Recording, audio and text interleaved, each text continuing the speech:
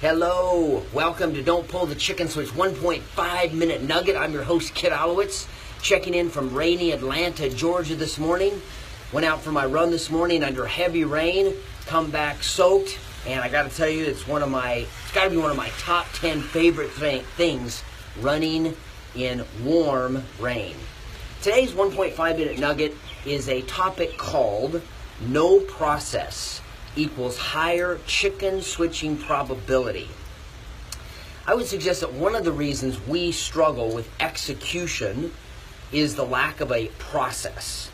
And process I'm defining specifically as a series of actions taken in order to achieve a particular objective or a particular end.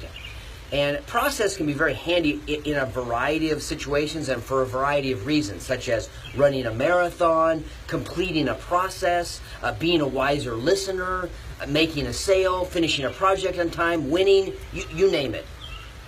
Now, for me personally, I give kudos to several of my heroes that I attribute to my the lucky ability for me to have finished a number of things that I've worked on. Now, I'm showing off here just a bit, but things like I'm up to 46 marathons, a whole bunch of half Ironmans, several full Ironmans, and even a 100-mile race. And these fellas, guys like Stu Middleman, Joe Galloway, Don Fink, they provided me a guide, a plan, a process to be able to successfully finish, although not super fast, but finish my objective, which was my objective. And with all of that help that I got from these gentlemen, call it their knowledge, I still had to bring to the table a key ingredient, and that's desire.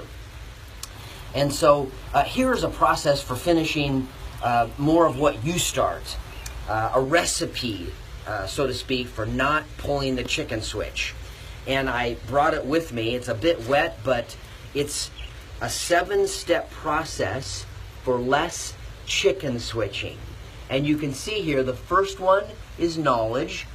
The second step is then have the desire. And I struggle with which one comes first. After really thinking about it a lot over the number of months, you could say they're interchangeable, but somewhere in there has to be an intense desire, like an 8, 9, or 10 in order to achieve something. Next is awareness, because after you have knowledge and desire, it creates awareness of your situation in terms of, do I really want to go after that? Which then comes choice. Awareness brings choice, which then drives the third to the last piece, which is commitment. You've got to have commitment. And awareness and choice can drive a well-informed commitment to making the exact thing that you want to go after. And then the second to last piece is practice. You've got to practice. Whether it's running a marathon, learn to play the piano, whatever it is. But you're following a sequential process in order to achieve the goal. And then the last step is accountability. And for some of us, accountability can be very easy. We simply put it on a plan and it can be achieved. Other times, we may need to have a partner or a number of partners or a team to help us achieve whatever it is what we want to go after.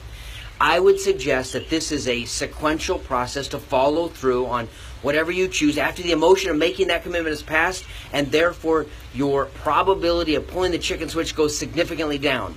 Now, if you'd like to actually try the 7-step process for less chicken switching, there's 2 resources for you. One is you can go to my website, which is www.chickenswitching.com, and take a free 7-day course, 7-day email course, where I email you every day the 7 steps, and each day you work on those steps. And then the second place you can do it is you could actually go buy my book, Don't Pull the Chicken Switch. You can get that on a number of mediums, on Amazon, on iTunes, and also on Audible.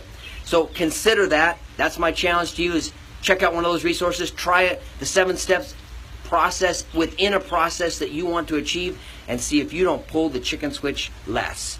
All right, well, I'm back to, I guess I'm done running, but I'm going to go dry off now. Hope you have a great day. See you next time.